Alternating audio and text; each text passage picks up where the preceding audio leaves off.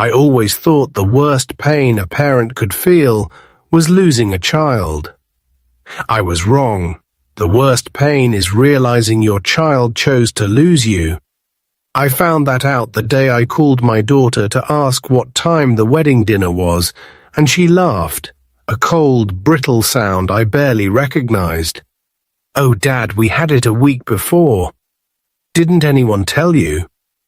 My heart stopped. I gripped the phone so tightly my knuckles went white.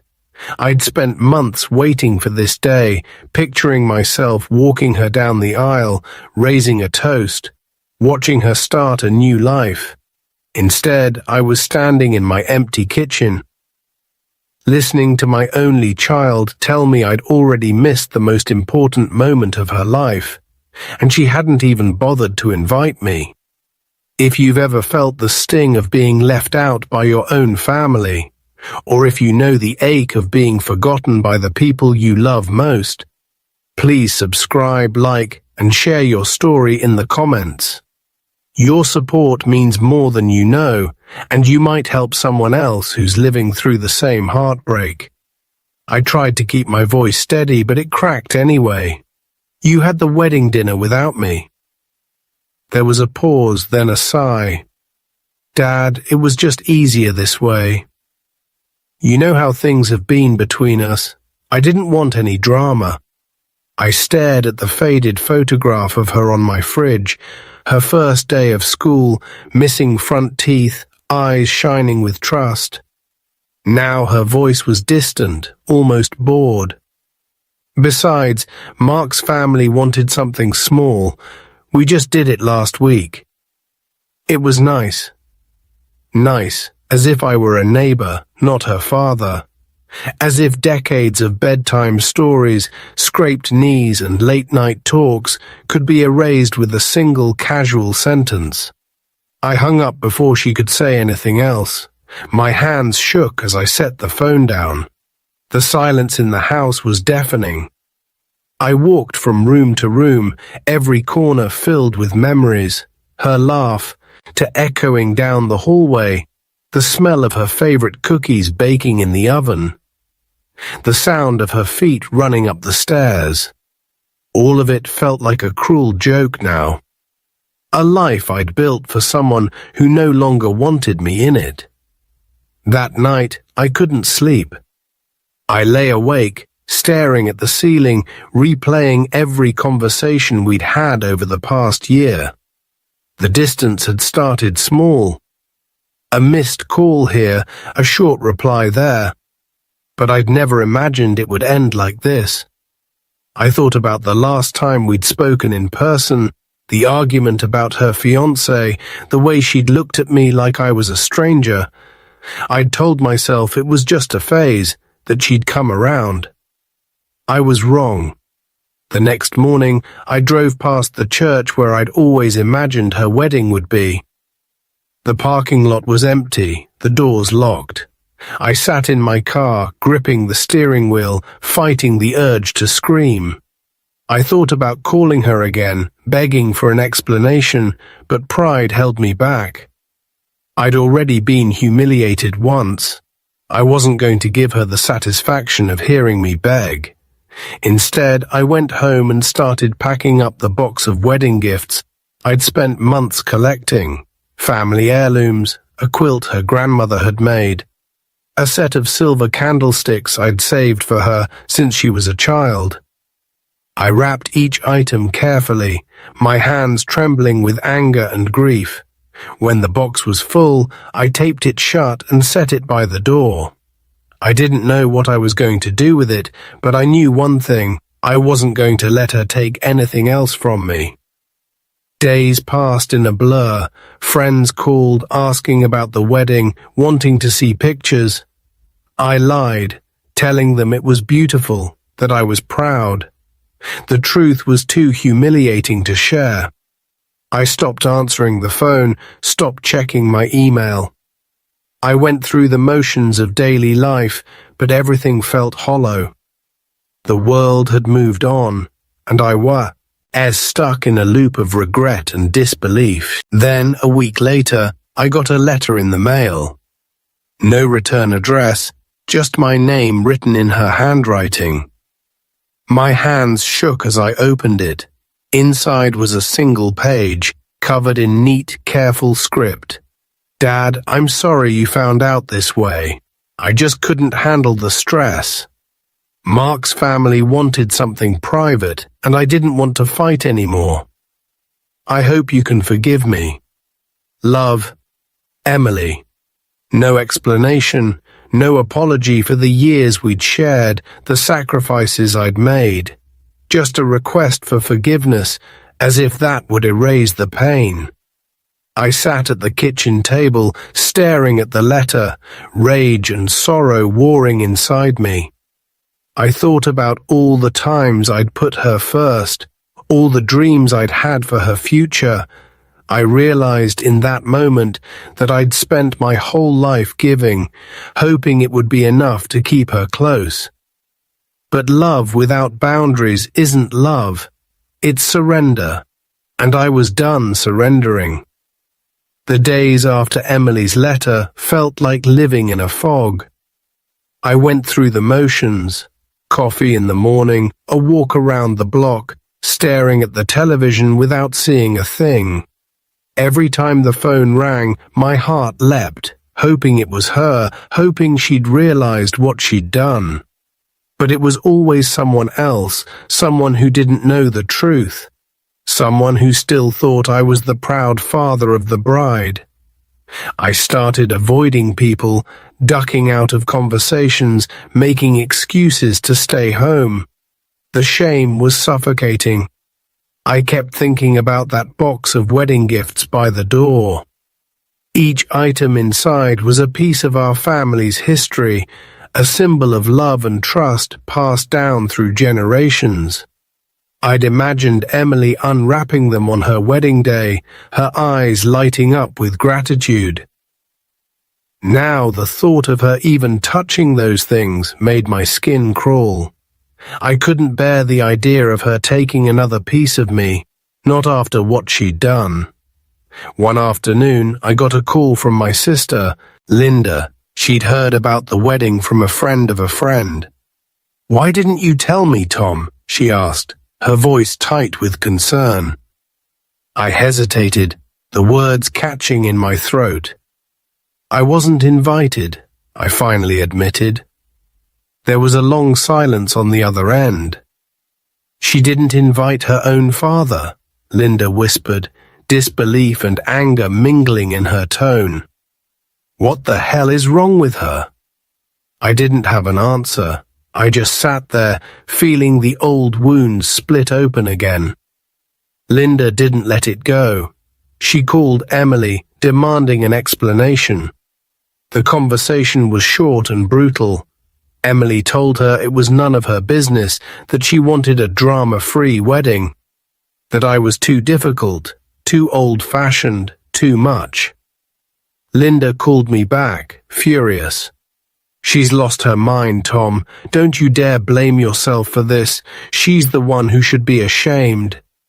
Her words were a balm, but they couldn't erase the ache in my chest. That night, I sat at the kitchen table, staring at the box of gifts. I thought about all the times I'd bailed Emily out, helping with rent, paying off her car, covering her college loans. I'd always told myself it was what a good father did. But now I saw the pattern for what it was. I'd taught her that my love was unconditional, that she could take and never have to give anything back. I realized I'd been complicit in my own heartbreak. The next morning, I made a decision. I loaded the box of gifts into my car and drove to the local women's shelter. The director, a kind woman named Maria, listened as I explained. "These were meant for my daughter's wedding," I said, my voice trembling. "But I think someone else needs them more." She smiled, her eyes shining with understanding. "Thank you, Tom. You have no idea how much this will mean to the women here." As I handed over the box, I felt a weight lift from my shoulders. For the first time since Emily's call, I felt like I was taking control of my own story. Word spread quickly. Friends and neighbors started reaching out, some with sympathy, others with their own stories of family betrayal. I was shocked by how many people had been through something similar.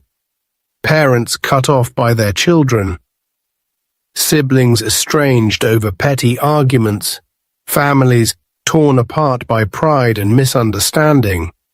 The more I listened, the more I realized I wasn't alone. My pain was part of a much larger tapestry, woven from the threads of love and loss that connect us all. But Emily wasn't finished.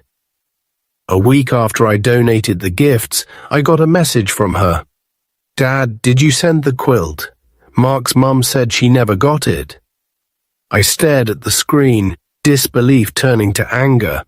No apology, no acknowledgement of what she'd done. Just another demand, another expectation that I would keep giving, no matter how she treated me.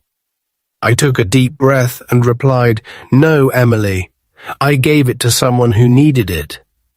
Her response was instant. "How could you? That was supposed to be mine." I didn't answer. I turned off my phone and sat in the quiet, letting the anger wash over me. That night, I wrote Emily a letter. I told her how much she'd hurt me, how her choices had consequences, how love wasn't a one-way street. I told her I hoped she found happiness, but that I couldn't keep sacrificing my own dignity for her approval. I sealed the letter and put it in the mail, unsure if she'd ever read it, unsure if it would make any difference. But I knew I had to say it, for myself, if for no one else. The days grew longer, the ache in my chest slowly fading to a dull throb. I started volunteering at the shelter, helping Maria with repairs and odd jobs. The women there welcomed me with open arms, their gratitude a balm for my wounded heart. I found purpose in their stories, strength in their resilience. I realized that family isn't always blood. It's the people who show up when you need them, the ones who see your pain and choose to stay. But the story wasn't over. One evening, as I was leaving the shelter, I saw Emily standing by my car. She looked smaller than I remembered, her eyes red from crying. "Dad, can we talk?" she whispered. My heart pounded in my chest, a mix of hope and fear. I nodded, unsure of what would come next. Emily stood in the fading light, her arms wrapped around herself as if she could hold her world together by sheer force of will. For a moment, neither of us spoke. I could see the struggle in her eyes, the pride, the regret, the fear of what she might hear if she let me speak first. Finally, she broke the silence. "I know you're angry," she said, her voice barely above a whisper, "but I didn't know what else to do. Mark's family, they wanted things their way. I just wanted everyone to get along." I studied her face, searching for the daughter I'd raised. I saw flashes of the little girl who used to run to me after a nightmare, who'd beg for one more story before bed. But I also saw the woman who'd shut me out, who'd chosen convenience over connection, who'd let others decide who belonged in her life. "You could have told me," I said quietly. "You could have trusted me enough to let me in, even if it was messy." She looked away, tears slipping down her cheeks. "I was scared, Dad. I thought you'd be disappointed. I thought you'd make a scene or say something to Mark's parents. I didn't want to deal with it." The words stung, but they also rang true. I'd always been outspoken, always worn my heart on my sleeve. Maybe I'd made it too easy for her to believe that my love came with conditions. I took a deep breath, steadying myself. "Emily, I would have been proud of you no matter what. I just wanted to be there. I wanted to see you happy. But you didn't even give me the chance. She wiped her eyes. Her shoulder was shaking. I know, I messed up. I thought I was protecting myself, but I ended up hurting you.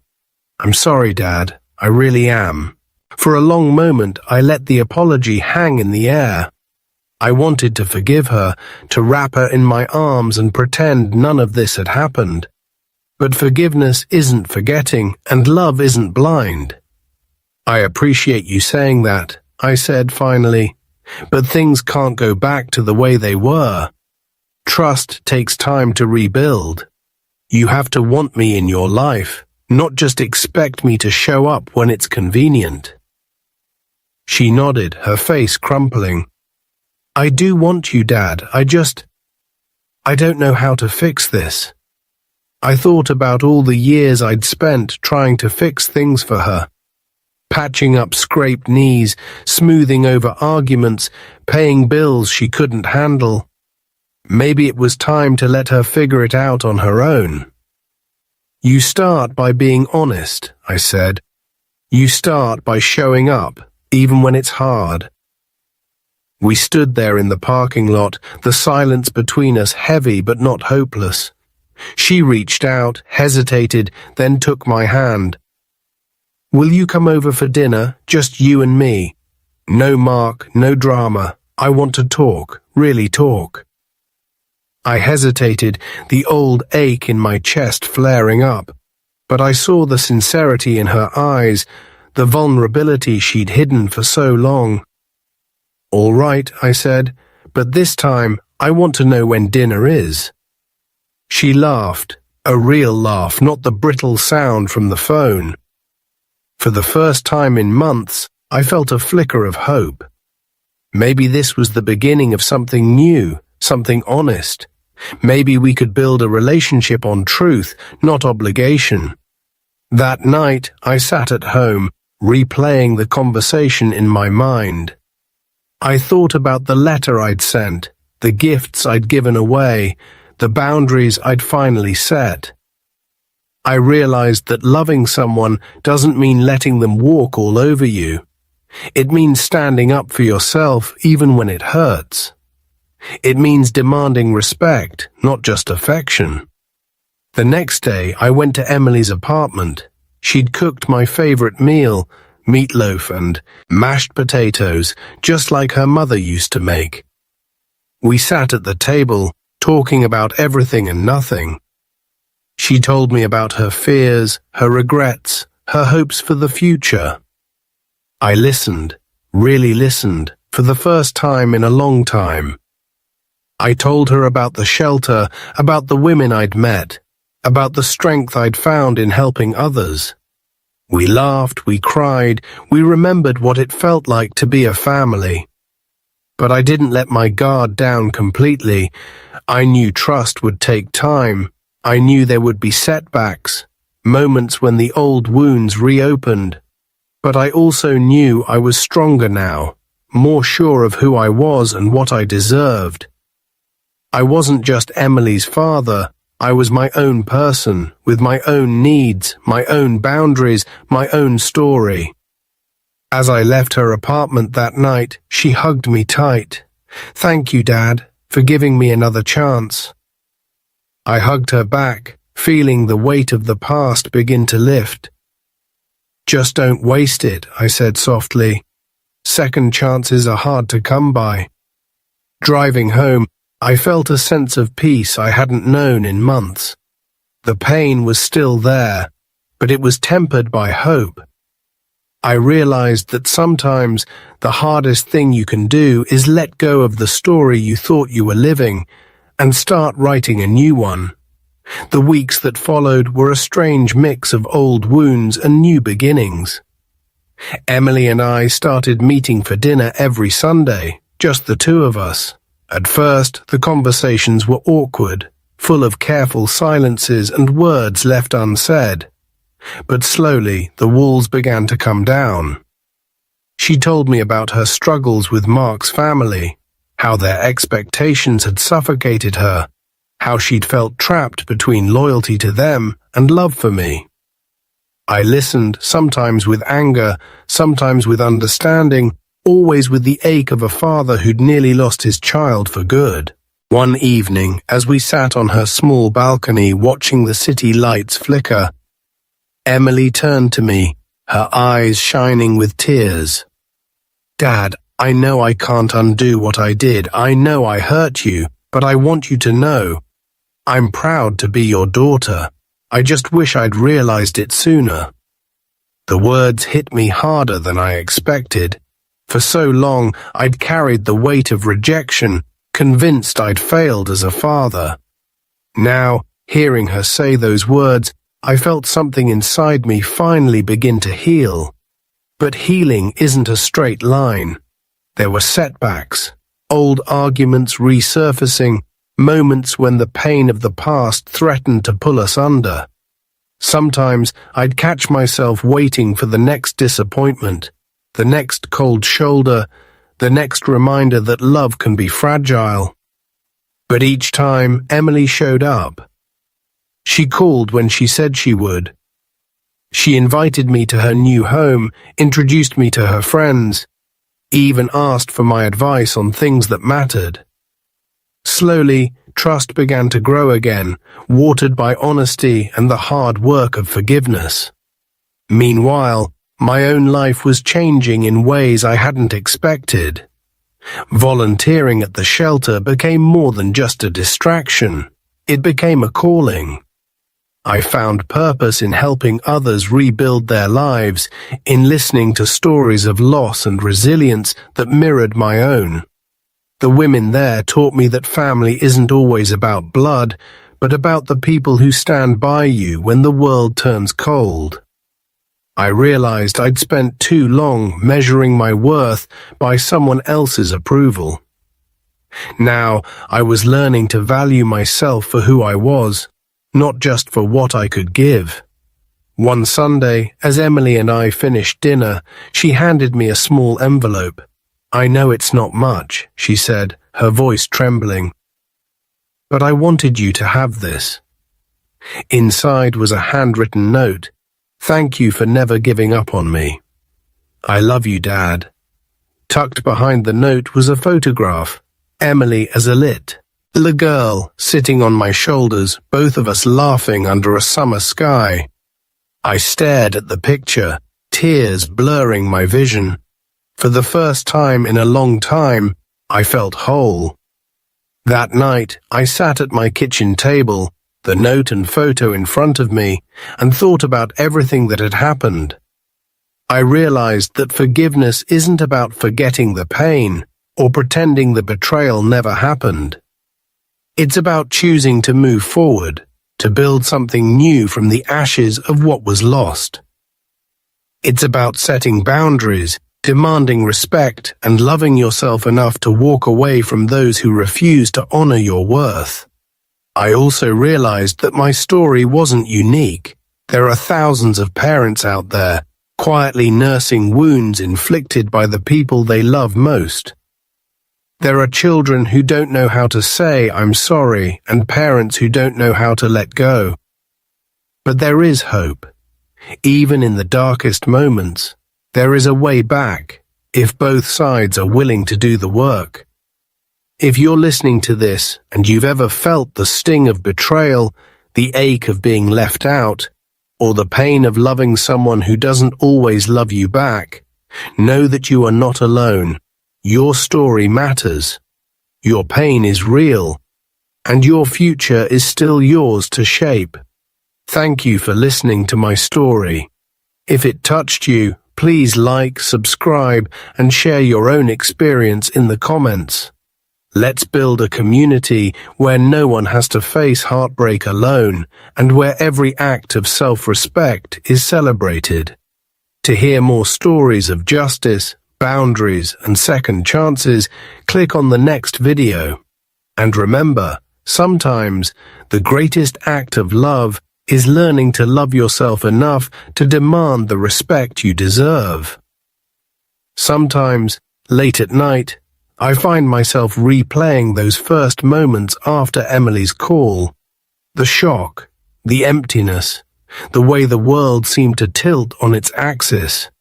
I remember the silence in my kitchen, the ache in my chest, the disbelief that my own daughter could leave me out of the most important day of her life. For a long time, I thought that pain would define me forever, but as the months passed, I learned something I wish I'd known sooner. Being left out by someone you love doesn't mean you're unlovable. It doesn't erase the years of bedtime stories, scraped knees, or laughter echoing through the house. It doesn't make you less of a parent or less of a person. Sometimes it just means the people we love are fighting battles we can't see, or making choices we'll never understand. I also learned that forgiveness is a gift you give yourself. It doesn't mean forgetting or pretending the hurt never happened. It means choosing to move forward, to let go of the bitterness, and to open your heart to new beginnings, even if they look different than you imagined. It means setting boundaries, demanding respect, and refusing to let someone else's choices steal your peace.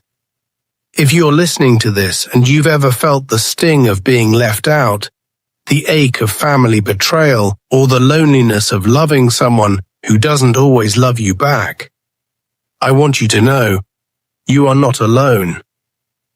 There are thousands of us out here, quietly rebuilding, quietly healing, quietly learning to say enough. Your story matters, your pain is real, and your future is still yours to shape. I don't know what tomorrow will bring for me and Emily. Maybe we'll find our way back to each other, maybe we won't.